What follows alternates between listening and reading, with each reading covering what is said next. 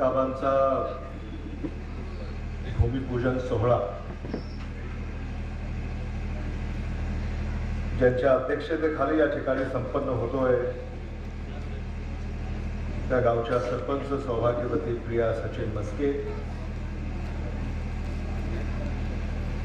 ज्यांचे विचार आपण नुकतेच ऐकले, ते लातूर ग्रामीणचे आमदार धीरज,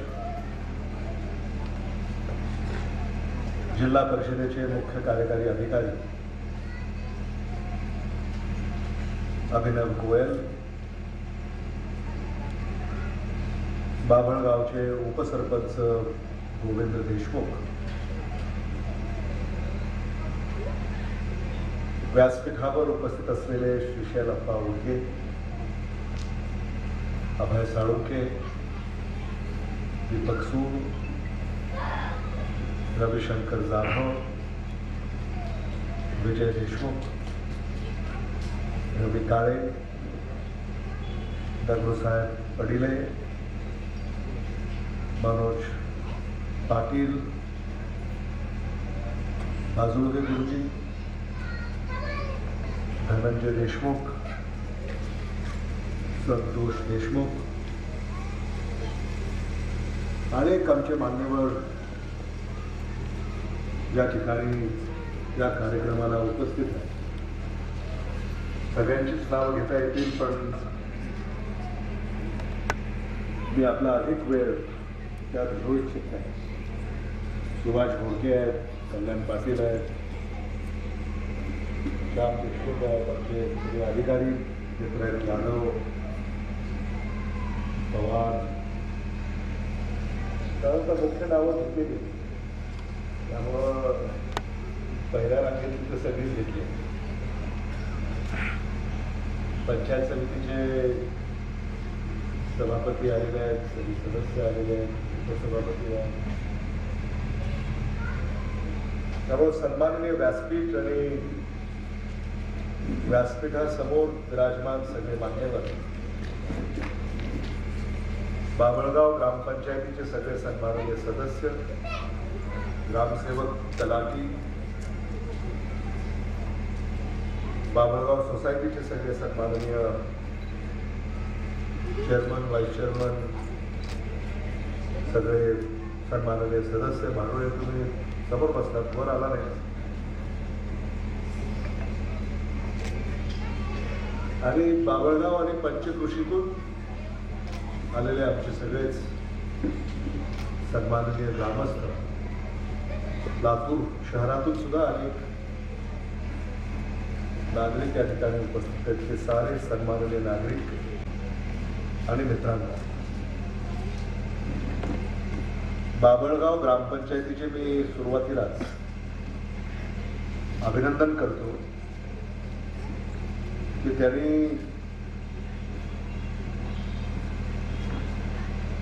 गावासाठी अनेक कामं महाराष्ट्र शासनाकडनं मंजूर करून घेतली आणि आज कोट्यावधी रुपयाची विकासाची कामं एकाच ठिकाणी प्रतिकात्मक भूमिपूजन करून त्याचा शुभारंभ आपल्या सगळ्यांच्या साक्षीनं या ठिकाणी होतोय. आणि मग उद्यापासून सरपंच, उपसरपंच, सगळे पंच उदळ, खोरं आणि टोपलं घेऊन गल्ली बोळामध्ये जिथं काम आहे तिथं प्रत्यक्ष, आज प्रतिकात्मक आहे आणि प्रत्यक्ष याच्यामध्ये फरक आहे. प्रत्यक्ष ते कामाचं भूमिपूजन ते करतील आणि कामाला सुरुवात करतील. त्यांच्याकडनं अपेक्षा एकच आहे की काम हे दर्जेदार झालं पाहिजे. एखादं काम किमान 5 वर्ष टिकलं पाहिजे. इफेक्ट लायबिलिटी पिरियड त्याचा जो आहे किमान तेवढं. आणि म्हणून आम्ही आग्रह असा धरला की कंत्राटदार हे चांगले असले पाहिजे. आणि खरं म्हणजे मोर्गे तुम्हाला त्रास दिला, 25 कोटी काम करणारा कंत्राटदार, म्हणजे 25 लाखाचं काम ते करताय. का करताय? कारण आम्ही त्यांना सांगितलं की बुवा हे तुम्ही केलं पाहिजे, कारण ते तिथे आले नसते. काय कारण आहे? आणि त्यांच्या कामाचा जो अनुभव आहे, ते ज्या तऱ्हेने काम करतात लातूरमध्येच करत नाही. सोलापूर, नांदेड, परभणी, बीड, औरंगाबाद, मराठवाड्यात तर करतातच, पण महाराष्ट्रात सुद्धा काही ठिकाणी ते कंत्राटदार म्हणून उत्तम काम करतायत.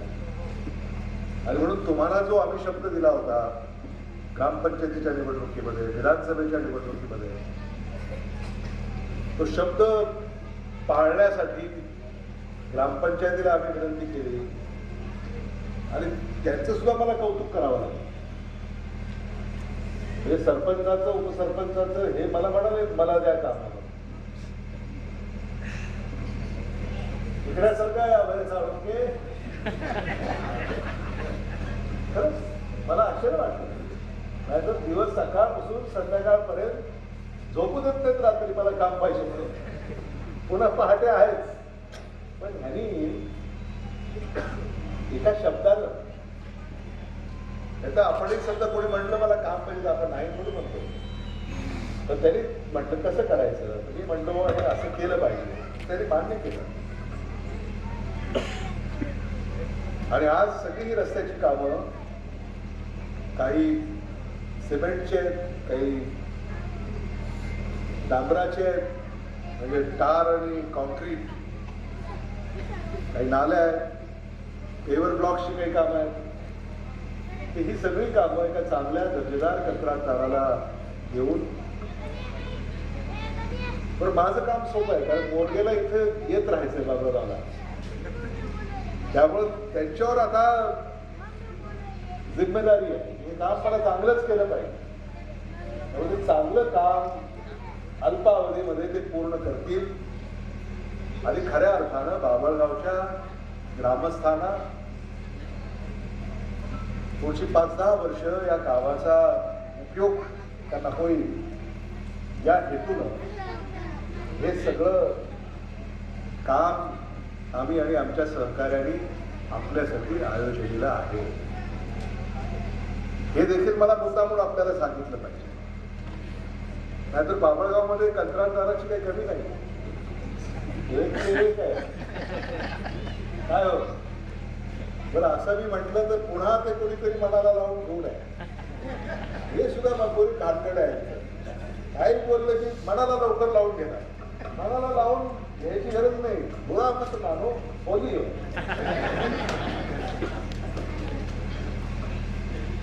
आणि सगळे चांगलं काम करतात. आणि म्हणून आज चांगली कामं मंजूर झालेली आहेत, दर्जेदार होतील, आपल्या सगळ्यांना त्याचा उपयोग होईल. आणि एवढंच नाही, जसं धीरज म्हणाले, खरं म्हणजे हे गाव, एका गावामध्ये 2 आमदार, आदरणीय विलासराव देशमुख साहेब होते, आदरणीय दिलीपराव देशमुख साहेब हे आपले आमदार राहिले. आणि एक क्षण तर असा होता की 3 होते, म्हणजे साहेब, काका, मी, म्हणजे विधिमंडळ, लोकसभा, राज्यसभा, विधान परिषद, आपल्याला सगळ्यांना कल्पना आहे. काळ बदलत राहतो, नवी पिढी येते, नव्या पिढीनं काही आव्हानं स्वीकारायला लागतात. आणि म्हणून धीरजने आम्ही असं ठरवलंय की आता बाभळगाव हे गाव इथून पुढं असं विकसित करायचं, आणि ते सगळं तुमच्या सहकार्याने, की महाराष्ट्रामधलं एक अग्रगण्य विकासशील गाव म्हणून बाभळगाव हे नावारूपाला आलं पाहिजे. कारण जगामध्ये बाभळगावची काय ओळख आहे, तर हे आदरणीय विलासराव देशमुख साहेबांचं गाव आहे. आणि ग्रामपंचायतीला देखील आम्ही आता हे असं सांगणार आहोत की आपला जो वाडा आहे ना, त्या वाड्याच्या बाहेर देखील महाराष्ट्र शासनाच्या वतीनं सांस्कृतिक कार्य विभाग माझ्याकडेच आहे, त्यामुळे वारसा जपणं हे देखील काम आमच्याच विभागाकडे आहे. त्यामुळं आदरणीय विलासराव देशमुख साहेबांचं जन्म गाव जन्मस्थळ असं तिथं आपण कोचीला तिथं करून आपण येणाऱ्या जाणाऱ्याला अनेक पिढ्या हे लक्षात असलं पाहिजे. बरोबर. बाभळगावची अजूनही चर्चा होते. राज्याचे उपमुख्यमंत्री अजित पवारजी आले होते, आदरणीय दिलीपराव देशमुख साहेबांकडे धीरज सगळे त्या ठिकाणी होता आणि म्हणून आणि लातूरमध्ये त्यांनी असं सांगितलं की बाभळगाव आणि काटेवाडी, जेवढं काटेवाडी मला प्रिय आहे तेवढंच बाभळगाव मला प्रिय आहे. त्यामुळे बाभळगावला काही कमी आम्ही पडू देणार नाही आणि कधी कमी पडू शकत नाही. ते एवढ्यासाठी कारण येणाऱ्या काळामध्ये या राज्याचं नेतृत्व जे करतील त्यांना हे नेहमी ध्यानात असेल, बाभळगाव हे आदरणीय विलासराव देशमुख साहेबांचं गाव आहे. त्यामुळे गावाला कधी कमी पडणार नाही. हे गावकरी अतिशय भाग्यवान आहे. कुठून नशीब घेऊन तुम्ही आलात. असं शिवणीचे आपले रविशंकर जाधव इथं आलेले आहेत, तुम्ही शेजारीच आहात, तुम्हाला असं वाटत असेल हा तेच बघ.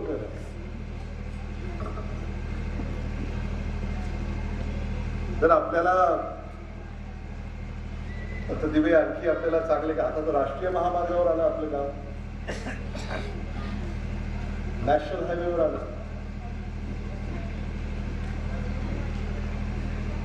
म्हणजे आता रस्त्यावर खुर्ची नीट बसते, हॉटेलात अजूनही थोडी बातमी तिकडे असते. असा रस्ता झाला म्हणजे हॉटेलात बसलं तिथं तिथे खुर्ची जरा बसून घ्यावी लागते, रस्त्यावर खराब असा रस्ता झाला.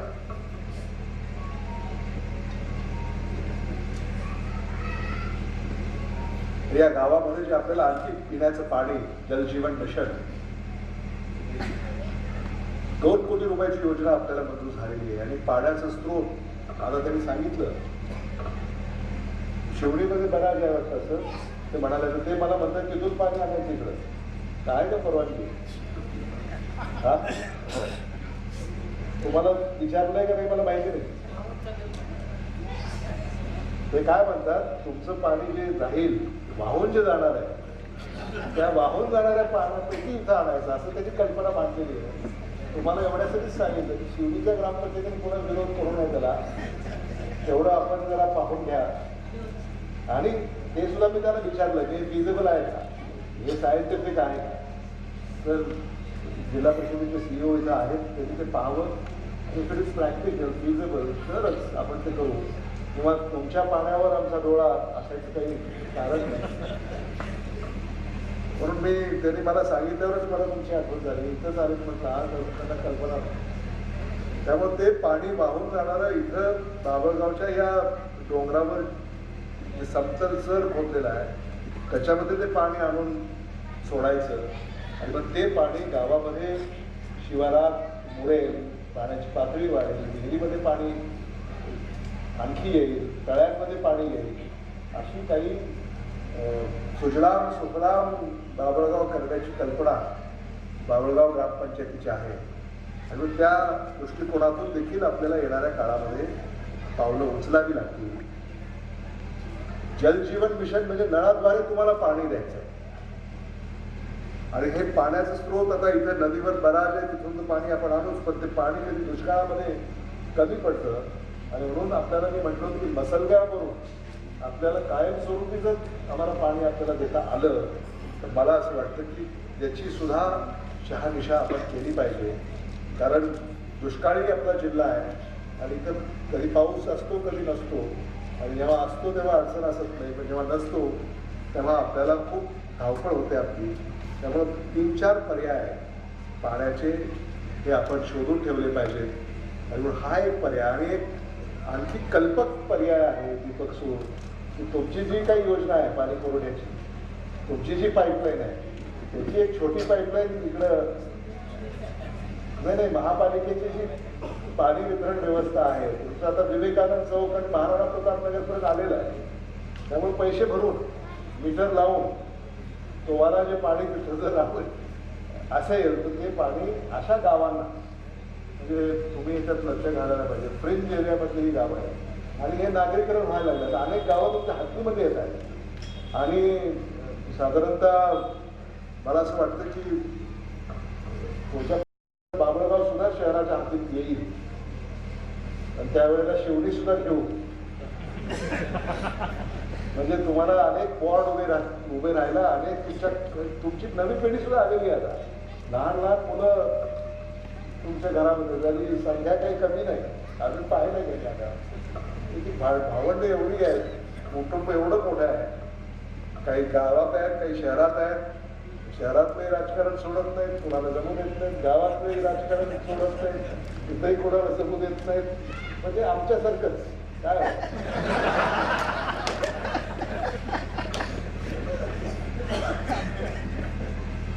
तेव्हा हे शहरातल्या ज्या शहरालगत जी गावं आहेत तिथं जर पाणी पुरवठा आपल्याला महाराष्ट्र जीवन प्राधिकरणाकडनं करता आला तर कायमस्वरूपी ती सोय आपल्या गावाची होईल अशी साधारणतः आमची मान्यता आहे. आणि त्याची आम्ही आढावा घेऊ, प्रस्ताव मागू आणि ते शक्य असेल तर तेही आपल्याला करता येईल.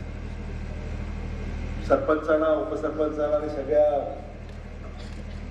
सदस्यांना, तलाठी, ग्रामसेवक, आता हे जे नागरीकरण होत आहे गावामध्ये अगदी गावाच्या शेजारी किंवा, तर ते नागरीकरण सुद्धा कायद्याने नियमानं व्हावं.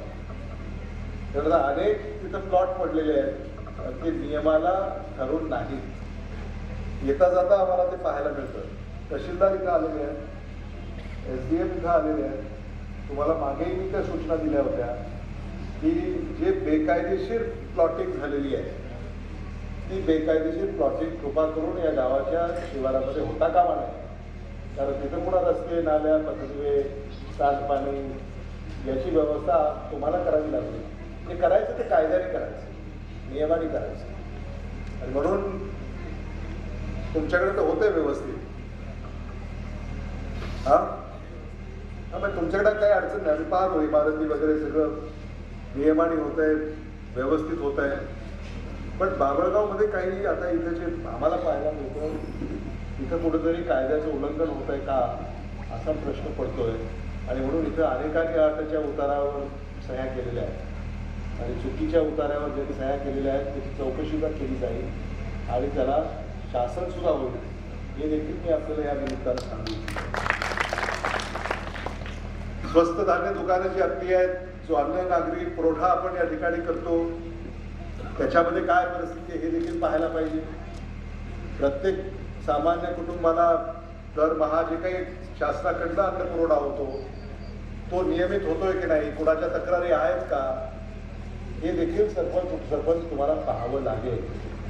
कारण कुणाची कुचंबना जर होत असेल, कुणाला माल मिळत नसेल तर या तक्रारी आपल्या गावामध्ये असणार नाही याची काळजी तुम्ही घेतली पाहिजे.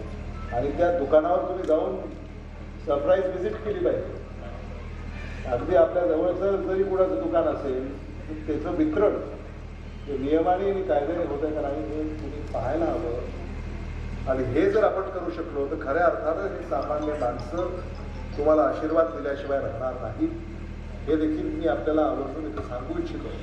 या सगळ्या गोष्टी आपल्याला ही जी काही बेरोजगारी वाढते, अनेक आमचे तरुण इथे आहेत त्यांच्या हाताला शेतामध्ये ज्यांना काम आहे, जे ऊस लावतात, सोयाबीन घेतात, हरभरा, तूर, मका, गहू, काही फळभाज्या, काही पॉली हाऊस आहेत, काही ग्रीन हाऊस आहेत, पण या व्यतिरिक्त ज्यांच्या हाताला काम नाही अशा सुशिक्षित बेकारांना, मग ते महिला असतील, पुरुष असतील, मुलं असतील, मुली असतील, यांना तुम्ही काम कसं देणार आहात हे ग्रामपंचायतीनं पाहायला. तुम्ही सर्वेक्षण केलं पाहिजे की किती सुशिक्षित बेकार आहे, किती अशिक्षित बेकार आहे, तुम्हाला त्यांना काय स्किल देता येतं, काय ट्रेनिंग करता येतं. आणि प्रत्येकाकडे डिग्री असली तर त्याला नोकरी मिळत नाही. तर नोकरी जरी नसेल तर जोडधंदा त्याला उभा करून तुम्हाला द्यावा लागेल. जिल्हा परिषदेकडे अनेक योजना आहेत. कालच आम्ही कॅलिफोर्निया केज कुक्कुटपालन म्हणजे अगदी छोटा प्रकल्प शहरात सुद्धा तो चालू शकतो. आपल्या वार्डामध्ये त्याला सबसिडी आहे आणि अगदी कमी भांडवलावर तो उद्योग आपल्याला उभा करता येतो. तर जिल्हा परिषदेच्या सीओना आम्ही सांगितलं की बाबळगाव त्याच्यामध्ये समावेश करा आणि एक पायलट प्रोजेक्ट म्हणून बाबळगावमध्ये कॅलिफोर्निया केज ही जी काही योजना आहे ती योजना इथं राबवा आणि लोकांचा काय प्रतिसाद मिळतो ते आपण पाहायला पाहिजे. आणि म्हणून काम करण्याची तयारी पाहिजे. ज्याला काम करायचंच नाही असं असतं अनेकदा तर किमान तुमच्याकडे नोंद पाहिजे. किंवा यांना आम्ही विचारलं होतं ज्याला काम करायची इच्छा नाही त्याला निवडणुकीला उभं राहायचं असं तुम्ही आम्हाला कळवा, नोंदवून ठेवा. पण असं असू नये की तुम्ही विचारलंच नाही त्याला, तुम्ही विचारलंच नाही असं होऊ नये. तर काय होतं की ही सगळी मुलं जी आहे काय करतात पालकमंत्री, काय करतात आमदार, काय करतात मंत्री, काय करतं शासन. शासनाचं काम तळागाळामध्ये नेण्याची जिम्मेदारी ही आता तुमच्यावर आहे. आणि म्हणून तुम्ही आता गावामध्ये प्रत्येकाच्या घरापर्यंत जाऊन विचारपूस करून या सगळ्या गोष्टी येणाऱ्या काळामध्ये त्या केल्या पाहिजेत. आणि वर्षभरामध्ये या सगळ्या योजना जर तुम्ही अंमलबजावणी याची केली तर मला असं वाटतं चांगलं काम आपल्या गावामध्ये होईल. आता घनकचरा व्यवस्थापन आता अनेक प्रयत्न झाले घनकचऱ्याचे सुद्धा, पण ते काम सोपं नाही.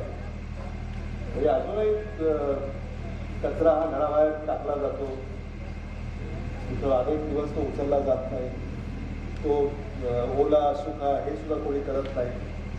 आणि म्हणून आता रविशंकर जाधव इथं आहेत, दीपक सूळ इथं आहेत, महाराष्ट्राचे अनेक सहकारी आहेत. आता कचऱ्यापासून वीज तयार करायचा कारखाना तुम्ही टाकताय, त्यामुळे ह्या सगळ्या गावातला सुद्धा कचरा तिकडे जाऊ द्या ना. पैसे हे भरतील, तुम्ही जोडू नका. टिपिंग चार्ज जे आहे ना तर टिपिंग चार्ज हे भरतील. त्यामुळं किमान लातूरच्या अवतीभोवती जी गावं आहेत तिथं जर ती गेली हे पैसे भरतील, तिथं घेऊन दे, तिथं कचऱ्यापासून वीज होईल. असं काही आपल्याला करता येतं का हे देखील आपण पाहायला हवं. आणि म्हणून गावकऱ्याला मी एवढंच सांगू इच्छितो की तुम्ही जे तुमचं प्रतिनिधित्व आम्हाला करण्याची संधी दिलेली आहे त्या संधीचं आम्ही काय करतो हे देखील तुम्हाला लक्षात आणून दिलं पाहिजे किंवा तुम्हाला कळालं पाहिजे, तुम्हाला कळवलं पाहिजे. आणि म्हणून आज खरं तर सभा आपण अशी बाबाला कधी घेतच नाही. दसऱ्यालाच सभा होते, असे कार्यक्रम आपण कधी घेत नाही. पण सरपंचाचा उपसरपंचाचा उत्साह मावत नव्हता त्याच्या हृदयामध्ये. त्यामुळं आपण आज ही सभा या ठिकाणी घेतलेली आहे. घरकुलं असतील, घरकुलं मोठ्या प्रमाणामध्ये आपल्याला प्रधानमंत्री घरकुल योजना ही जर राबवायची. कबाल्यांचा प्रश्न काही ठिकाणी राहिलेला आहे, तो शासन दरबारी आम्ही लावून धरला आहे. काही सर्वोच्च न्यायालयाचे निकाल आहेत त्याच्यामुळं आपल्याला काही अडचणी आहेत. आणि काही ठिकाणी अतिक्रमण झालेलं आहे, ग्रामपंचायतीने काही विस्तार केला नाही. ह्या सगळ्या गोष्टी आहेत. अतिक्रमण म्हणजे आपणच सांगितलं येऊन इथं करा म्हणून जागा, त्यामुळं येऊन सगळ्यांनी जागा धरली आहे. आदरणीय विलासराव देशमुख साहेब सुद्धा त्याचा उल्लेख करायचे की आता इथं एकदा जे लग्न करायला आला जावाई तिथं परत कधी गेलाच नाही. जावाई नगर आहे बाबळगाव आणि बऱ्याच अंशी ते या म्हणजे जागा धरण्यामुळं अशा काही आता प्रश्न निर्माण झालेले आहेत आणि ते देखील सोडवण्याचा प्रयत्न सगळेच आमदारांनी विधिमंडळामध्ये मुद्दे मांडले. धीरजनी मांडला, रोहित पवारनी मांडला, अनेक आमदारांनी मांडला की हे जे सगळे ग्रामीण भागामध्ये हे जे काही प्रश्न आहेत सरकारने काही नवा कायदा करून याला संरक्षण दिलं पाहिजे. याचा अर्थ अजून जागा धरावा असं नव्हे, हे देखील तुम्हाला मी सांगू इच्छितो. पण आता ज्यांनी काही ठिकाणी घर बांधलंय, घरकुल उभं केलंय, शासनाचं अनुदान घेतलंय, कर्ज घेतलंय, त्यांची अडचण होते, म्हणून त्यांच्यासाठी सुद्धा आपल्याला काही कायदे दुरुस्त करावे लागतील. त्याचं काम सुरू आहे. पण कायद्यानं जे कबाले देणं शक्य आहे ते तहसीलदारांना आम्ही अगोदरच सांगितलं आहे, SDOना आम्ही अगोदरच सांगितलं की त्याच्यावर ते कार्यवाही करतील आणि ते कबाले त्या सगळ्यांना वितरित करतील. गौड समाजाचे आमचे आदिवासी बंधू किती वर्ष त्यांचा प्रश्न प्रलंबित होता, तोही प्रश्न आपण मार्गी लावला. आज तिथं घरकुलाची कामं सुरू आहेत. खरं म्हणजे मला असं वाटलं होतं की खरंच त्यांना जागा नाही, घर बांधायला पैसे नाहीत. हे सगळं मोकळं म्हणजे झाल्यानंतर 3-4 मजल्याचे बंगले बांधले त्यांनी तिथं. म्हणजे एक खोली शासनाकडनं घेतली, 4 खोल्या स्वतःच्या बांधल्या, असं सुद्धा झालेलं आहे. त्यामुळं आपण हे सगळं आपल्यासाठी नेहमी करत आलेले आहोत. आता त्या रस्त्याची कामं सुरू आहेत. शाळेवरनं या मारुतीच्या मंदिरापर्यंत येणारा रस्ता आपण आता विकसित करणार आहोत. मारुतीच्या मंदिरापासून शिर्शीकडे जाणारा रस्ते तुम्हाला यायला जायला त्रास होऊ नये म्हणून त्याही रस्त्याचं काम आपण हाती घेतलेलं आहे. त्याचबरोबर त्या RTO ऑफिसकडचा जो रस्ता आपल्या विलासबागेपर्यंत येतोय त्या रस्त्याचं काम सुरू झालेलं आहे. आणि लातूरला जो काही एक शिवरस्ता पूर्वी जात होता तो रस्ता अजूनही झालेला नाही. तो मोकळा करायचा आहे का अतिक्रमण झालं मला माहिती नाही. लहानपणी आम्ही त्या रस्त्याने लातूरला जायचो. तो नॅशनल हायवे नव्हता, स्टेट हायवे नव्हता, त्यावेळेला त्या रस्त्याने आपण जायचो. तर तो रस्ता देखील अतिक्रमणमुक्त केला पाहिजे. आणि तो रस्ता विजय देशमुख तुम्हालाही सांगितलं होतं तर तुम्हाला बहुतेक काम आता खूप व्याप्ती आणि व्यस्तता तुमची वाढलेली आहे. त्यामुळं मला कधी कधी असा विचार येतो की थोडी व्यस्तता तुमची जर कमी केली तर कदाचित आमच्या सूचनांचं पालन हे अधिक होईल. त्यामुळं ते करण्याची वेळ येणार नाही. त्याच्या अगोदर तो रस्ता मोकळा करून घ्या अशी मला आपल्याला या ठिकाणी सूचना करायची आहे. कारण आम्ही ह्यांना सांगतो, आता दीपक सुरला सांगतो, कधी रविशंकरला सांगतो, कधी कल्याण पाटलाला सांगतो की तुम्ही मंडळीने केलं झटपट तर होतं, तर पुन्हा तेच सगळं करावं बसावं लागतं हे देखील आपण समजून घेतलं पाहिजे. आता कल्याण पाटलांना आम्ही सांगितलं लातूर मुंबईला जायचं असेल तर रस्ताच नाही चांगला, राष्ट्रीय महामार्ग सोडा, बाकीचे रस्ते कोण करणार पाठपुरावा? तुम्हाला करावं लागेल, यावं लागेल आमच्याकडे. करा तुम्ही आहात पाठपुरावा करण्याचा. अलीकडे कुठं लक्ष आहे तुमचं मलाही ते कळत नाही. नवले सांगून की जरा बघा रस्त्याचं जाळं जिल्ह्यामध्ये कुठं कसं असलं पाहिजे तुम्ही मंडळींनी केली पाहिजे. आणि या कामामध्ये धनंजय तात्या मदत करतील तुम्हाला. कारण रस्ता कुठं नवा सुरू होणार आहे त्याची माहिती त्यांना आली असते. खरं आहे की तुमचा अनुभव दांडगा अनुभव आहे तुमचा. नाही अहो मी कौतुकानं बोलतोय, कौतुक करतोय तुमचं. आणि तुमच्या संख्येत आता तुम्ही आहात, तुम्हाला अनुभव आहे. तुम्ही आमच्याकडे प्लॅन द्या ना. जिल्ह्यामध्ये हे रस्ते उदगीरून तुम्हाला अहमदपूरला जायचंय, उदगीरून देवणीला जायचंय, उदगीरून लातूरला यायचंय, समजा अहमदपूरून रेणापूरला जायचंय. हे जे इंटरनल रोड्स आहेत हे कसे सक्षम करायचे कोणी बघायचे? तुम्ही बघायचे. तुम्ही मंडळीने आमच्याकडे प्रस्ताव आणले पाहिजे, सूचना केल्या पाहिजेत, आराखडे तयार केले पाहिजे. हे सगळं तुम्हाला पाहावं लागेल. आणि म्हणून मी हे म्हणतोय की तालुक्यातलं रस्त्याचं जाळं, जिल्ह्यातलं रस्त्याचं जाळं हे सगळं तुम्हाला करावं लागेल. तुम्ही नुसतं आम्हाला येऊन सांगणं इथं रस्ता राहिला त्याच्याने काही काम मागेल असं मला वाटत नाही. तुम्हाला प्रस्ताव तयार करावे लागतील, आराखडे तयार करावे लागतील, त्याला निधी मंजूर करून घ्यावा लागेल. आता अनेक ठिकाणी शेतीमालाची वाहतूक होत नाही, रस्ते नाही, गाड्या जात नाहीत, गाड्या फसतात. मग अशोकराव कोण बघणार आहे? तुम्ही अशी अपेक्षा करणं ठीक आहे की आम्ही पाहायला पाहिजे, पण होमवर्क जे आहे ते तरी तुम्ही करा. परीक्षेला आम्ही बसतो, होमवर्क तरी तुम्ही करा. ते होमवर्क जर तुम्ही केलं तर या जिल्ह्याचा कायापालट झाल्याशिवाय राहणार नाही हे मला असं. आता महिलांसाठी आणि मुलींसाठी एक गोड बातमी आहे की लातूर शहर महानगरपालिकेनं तुमच्यासाठी सिटी बसचा प्रवास हा मोफत केलेला आहे. इथं सिटी बस येते, गाडीमध्ये लोक बसतात. लातूर, गोलाई, रेल्वे स्टेशन, राजीव गांधी चौक, शिवाजी चौक, प्रकाश नगर अनेक ठिकाणी हे जातात. पण आज पासून हा प्रवास तुमचा मोफत असणार आहे.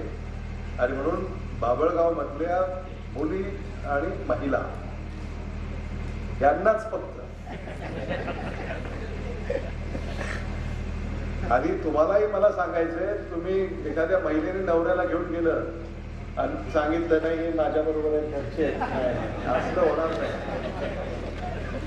हे तुम्हालाच मोफत आहे, त्यांचं तिकीट काढावं लागेल. आणि हे कशासाठी केलं, तुम्हाला कधी कधी घरचे सुद्धा आपल्याला जेव्हा जायचं असतं काही कामानिमित्तानं, ते कुठेतरी शेताकडे असतात, कुठेतरी लातूरला कामावर गेलेले असतात. तेव्हा आपल्याला समजा जर कुटुंबासाठी कुठं जायचं असेल तर त्या सिटी बसमध्ये CCTV लावलेले आहेत, महापालिकेचे तिथं कर्मचारी आहेत आणि तिथं आता महिला कर्मचारी सुद्धा आम्ही नेमण्याच्या सूचना दिलेल्या आहेत, जेणेकरून लातूर सिटी बसमध्ये गेल्यानंतर गावाकडनं जाऊन लातूरमध्ये सगळी कामं उरकून परत गावाकडे सुरक्षित त्या मुलीला आणि त्या महिलेला येता येईल यासाठी ही व्यवस्था केलेली आहे. आणि ही देशातली पहिली महानगरपालिका आहे ज्याने अशी ही योजना महिलांसाठी आणि मुलींसाठी शहराअंतर्गत मोफत प्रवास या ठिकाणी जाहीर केलेला आहे. आणि म्हणून मला असं वाटतं की ज्या सगळ्या गावांमध्ये सिटी बस जाते त्या सगळ्या गावातल्या महिलांना या योजनेचा फायदा होईल. आणि मला असं वाटतं सिटी बस वाढवाव्या लागतील तुम्हाला, कारण आता फुल होत आहे. हो, आता त्यांना शक्य नाही आहे मला माहिती नाही, पण किमान शहराला लागून जे शिवार आहेत त्या गावांपर्यंत सिटी बस जाईल असं त्यांनी निर्णय केलेला आहे आणि त्याप्रमाणे त्यांची वाटचाल सुरू आहे. आपल्याला या गावामध्ये आता सौर ऊर्जेचे पद्धतीने कसे आपल्याला घेता येतील, वृक्ष लागवड कशी करता येईल, हे सगळं सुद्धा आपल्याला पाहावं लागेल. तर म्हणजे हे जुने जे पोल आहे तिथं मध्येच उभे राहिलेले आहेत, हे सुद्धा काढावं लागतील आता. आणि काम करायच्या अगोदरच काढून ते कुठेतरी कोपऱ्याला त्याचं नियोजन करावं लागेल, नाही तर पुन्हा परत इथं त्या अडचणी निर्माण होतील. त्यामुळे अशा अनेक विकास कामांना आपण या ठिकाणी आज मंजुरी दिलेली आहे. आणि मी तुम्हाला खात्री देऊ इच्छितो की गावामधले ज्या गल्ल्या आणि बोळा आहेत तिथं सुद्धा विकासाची कामं होणार आहेत. तिथं सुद्धा सिमेंटचे रस्ते, पेवर ब्लॉकचे रस्ते, डांबराचे रस्ते हे होणार आहेत. हे मला सगळ्या गावकऱ्यांना सांगितलं पाहिजे. म्हणजे तुम्हाला असं वाटेल की त्याचं झालं माझं काय, तर तशी काळजी करू नका. हे टप्प्याटप्प्यानं सगळ्या गावामध्ये या विकासाची योजना येतील ही खात्री मी आपल्याला या निमित्तानं देऊ इच्छितो. ग्रामपंचायतीने एक उत्तम कार्यक्रम या ठिकाणी आयोजित केला, त्याबद्दल त्यांचे आभार मी व्यक्त करतो. आणि त्यांनी कामंसुद्धा अनेक कामं ही पूर्ण केलेली आहेत. सरपंचांनी आपल्यापुढं ते सगळं मांडलं आणि फक्त या निधीची त्यांनी वाट नाही पाहिली, पण त्यांच्यानं जे सगळं शक्य होतं ते सगळं त्यांनी या ठिकाणी केलेलं आहे. जिल्हा परिषदेच्या मुख्य कार्यकारी अधिकारी यांनी सांगितलं की आता 12 ते 14 वर्षातल्या वयोगटातल्या मुलांचं लसीकरण सुरू झालेलं आहे. त्यामुळे 12 ते 14 या वयोगटामधली जी मुलं आहेत त्यांनी सुद्धा लसीकरण करून घ्यावं असं मी आव्हान करतो. कारण 4थी लाट जून या दरम्यान येईल असं काही तज्ज्ञ भाकीत करतायत. येऊ नये हीच आपली अपेक्षा आहे, पण जर आलीच तर लसीकरणाचं कवच हे आपल्याला असावं आणि ते उपलब्ध आहे ते आपण घ्यावं अशी एक अपेक्षा आणि आभार या निमित्तानं मी व्यक्त करतो. दयानंद शिक्षण संस्थेने आणि संस्थेचे सचिव श्याम देशमुख यांनी आमच्याकडं वैद्यकीय शिक्षणासाठी काही संस्थेला मंजुरी देण्यासंदर्भामध्ये पत्रव्यवहार केलेला आहे आणि मी त्यांना आश्वस्त करू इच्छितो की आपण वैद्यकीय शिक्षणामध्ये आपल्याला जे शक्य असेल अशा वैद्यकीय शिक्षणाच्या संस्था बाभळगावमध्ये सुद्धा उभ्या केल्या पाहिजे. ANM, GNM, GSC, nursing, physiotherapy, homeopathy, जे काही तुम्हाला शक्य असेल तर ते सगळं तुम्ही जर याचा आराखडा तयार केला तर त्या सगळ्या मंजुऱ्या आपल्याला शासनाच्या वतीनं देण्यात येतील ही ग्वाही मी आपल्याला या निमित्तानं देऊ इच्छितो. आपण आज सगळे या ठिकाणी एकत्रित आलेले आहोत. आज या सगळ्या विकास कामांच्या लाख लाख शुभेच्छा मी आपल्या सगळ्यांना या ठिकाणी व्यक्त करतो.